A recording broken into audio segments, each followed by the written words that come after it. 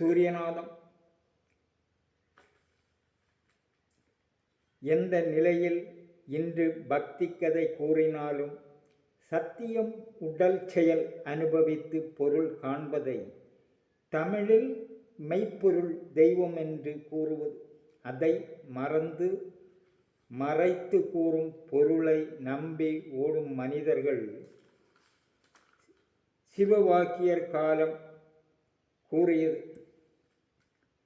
வாழ்க்கை என்பது ஏமாற்றம் தேடி ஓடி நடக்கும் செயலை 422 கூறுவது. கூட்டமிட்டு நீங்களும் கூடி கூடி வேதம் போதுகிறீர், ஏட்டகத்துள் ஈசனும் இருப்பதென்ன எழுத்துள்ளே, நாட்டமிட்டு நாடிடும் 4 தன்னுள்ளே, ஆட்டகத்துள் ஆடிடும் அம்மை ஆணை உண்மையே. இதில் முதல் 2 வரியும் மனித வாழ்க்கை, இரண்டாம் 2 வரியும் அவர் உடலில் பக்தி கூறுவது. இப்படி கூறுவதில் பட்டினத்தார் செயல் எதுவென்றால் பூரணமாலை 35 கூறுவது. சாதி பேதங்கள் குலம் ஒன்றாய் நீ படைத்த குறியை அறியாமல் நான் மலப்பாண்டத்தின் உள்ளிருந்து மயங்கினேன் பூரணமே. அதாவது இங்கு கூறுவது உடலில் உள்ள பொருள் இல்லாமல் ஆக்குவது. மெய்ப்பொருள் தெய்வம் ஆக்கும் உடல். மலப்பாண்டம் உங்கள் உடலில் உள்ளது, பட்டினத்தாரிலும். அது சிவபெருமான் என்பதில் மலப்பாண்டம் எங்கு என்பது உடலுக்குள். அப்போது நம் உடலை போன்று இருந்த செயலிலிருந்து துரியாதீதம் என்பது ஜாக்கிரத சொப்னம் சுளுத்தி துரிதம் 4 செயல் விட்டு வருவது. அந்த 4 செயல் இயங்க ஆகாரம் வேணும். துரியாதீதம் அதன் செயலில் மாற்றம் வருவது. அது அப்படி அவர் வருவது மெய் நம் உடல் கருத்து.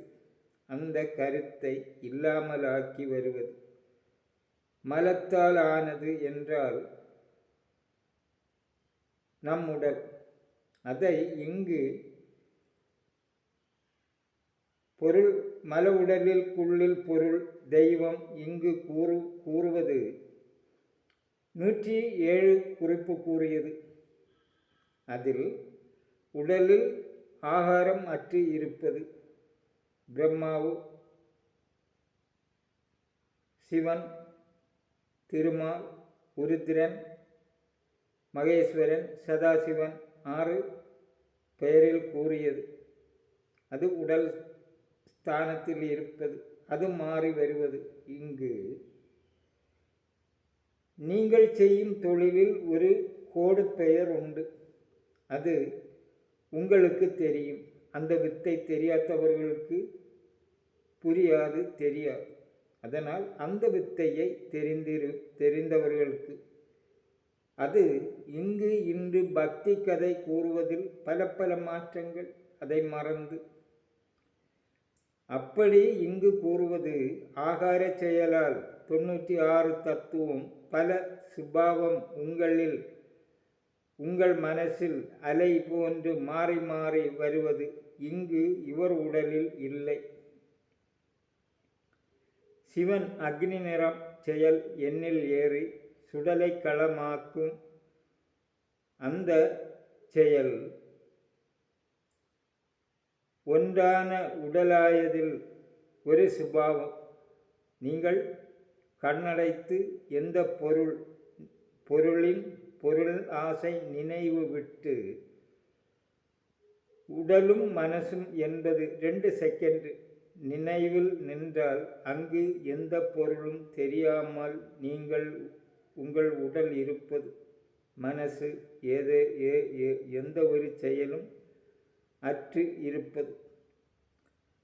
அப்படி அந்த நிலை இவர்கள் உடலில் பிராணாயாமம் செய்து தாபதபசு உடலுக்குள் நின்று என்பது சிவன் என்றால் வெள்ளை நிற சூடு, சூரிய ஒளி. அந்த வெளிச்சம் இவர் உடலுக்குள் ஒவ்வொரு கலைக்கு ஒவ்வொரு செயல் உண்டு. அதன் வழி அதன் நீதி நேர்மையில் நீ படைத்த குறியை. இது ரொம்ப செயல். இப்படி புரிய அநேகம் தெரிந்திருக்க வேண்டும் குறியை குறித்து. சிவவாக்கியர் எழுத்தும் நீ இசைந்த பண் எழுத்தும் என்பது இங்கு எழுத்தில் வரும் வளைவு, வட்டம், நீட்டல், குறுக்கல், புள்ளி, அப்படிப்பட்ட செயலில் இதை கூறுவது குறி என்றால் இது இன்று எப்படி புரிய முடியும்?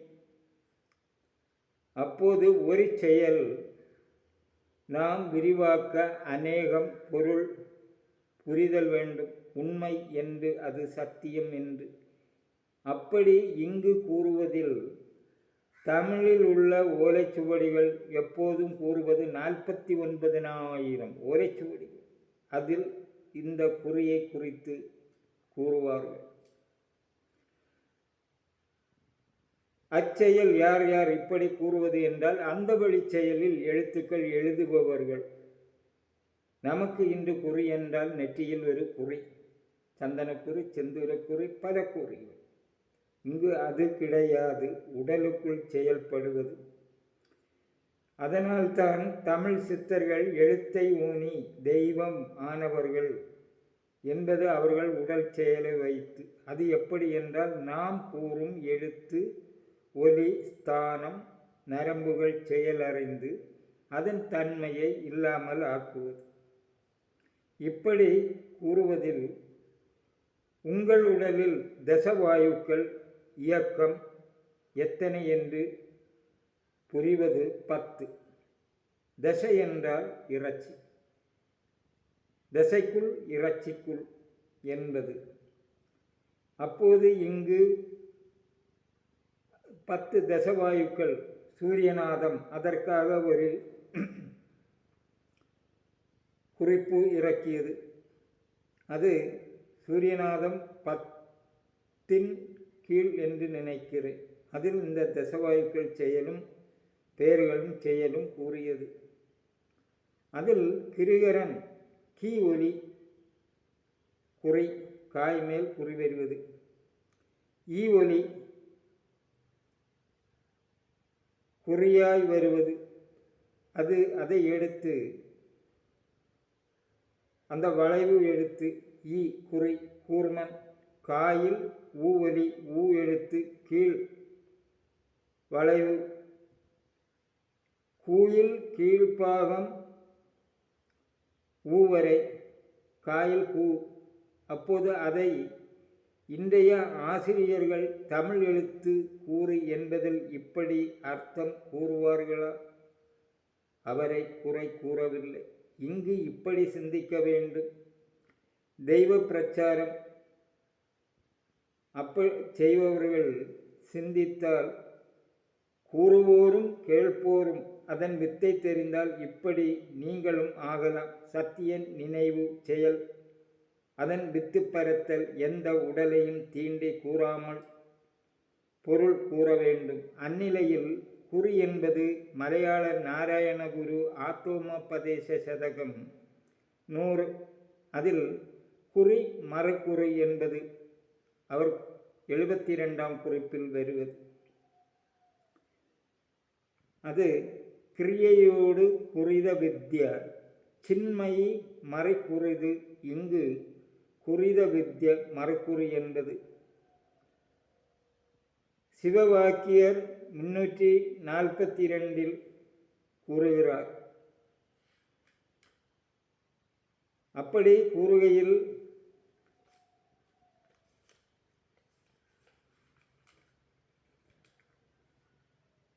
சிவவாக்கியர் குறிப்புகள் அநேகம் படித்தவர்கள் உண்டு.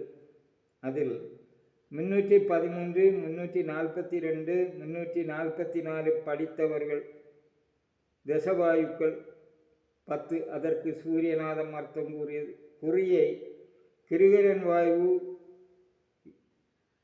எழுத்து தத்துவம் கூறுவது கிருகரன் உடலில் சொரிமான நீர்களை சுரக்கச் செய்து பசி வேகத்தை கட்டுப்படுத்தி இருத்தல் போதல் தும்மல் இருமல் உண்டாக்குவதை அதன் செயலில்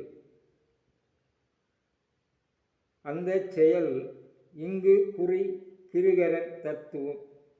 குறி என்பது ஈ எழுத்து இருமல். இருத்தல் போதல் தும்மல் இருமல்.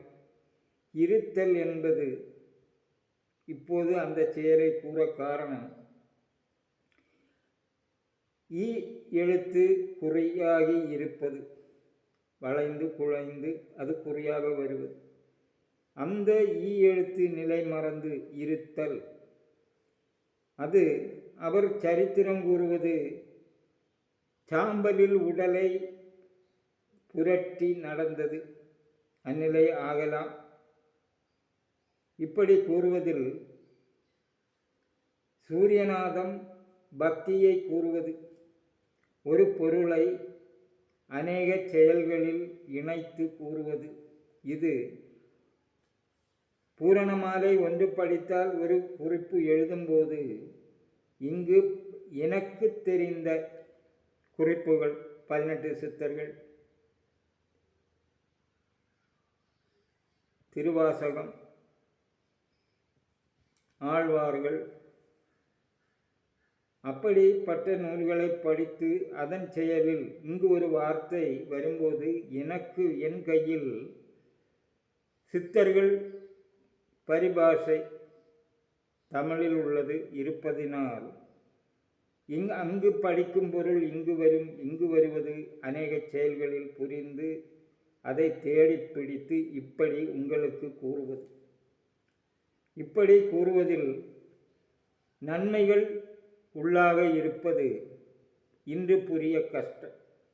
இப்படி கூறுவதில் எப்போதும் ஒரு மனதை தீண்டி, ஒரு மதத்தை, ஒரு சமூகத்தை தீண்டி கூறுவது கிடையாது. அதனால் நான் கூறுவது பொய் எதுவும் கிடையாது. இப்படி கேட்பவர்கள் இன்றைய இளைஞர்கள் இருக்க மாட்டார்கள், கேட்க முன்வர மாட்டார்கள். இந்நிலை புரிந்தால் உலகில் சமத்துவம் என்பதன் செயல் முன் வர தமிழ் மக்கள் செயலாற்றினால் நாட்டிற்கும் உலகத்திற்கும் நன்மை என்று கூறி நன்றி தெரிவிப்பதில், நான் இப்படி கூறுவதில் சப்ஸ்கிரைப் செய்து உங்கள் ஆதரவை தருமாறு கேட்கிறேன். நன்றி.